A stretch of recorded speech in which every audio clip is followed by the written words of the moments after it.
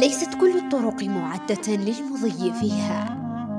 ليست كل الأماكن التي نفر إليها تليق بأحجامنا، ليس كل بقاء يعني حبا، ولا كل رحيل يعني تخليا،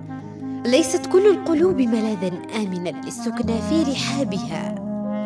وليست كل المشاعر التي تستحوذ علينا يمكن أن نعيشها، ليست كل الحكايات يمكن أن نكون أبطالها، وليست كل الأمنيات صالحة لواقعنا، بعضها خلقت لتبقى خيالا واسعا غير قابل للتحقيق، فالوحدة هي ليست العيش بلا أصدقاء أو أحبة، بل هي تلك الأماكن الفارغة في القلوب التي خلفها إحساسنا بالانفراد. ومع هذا تذكر،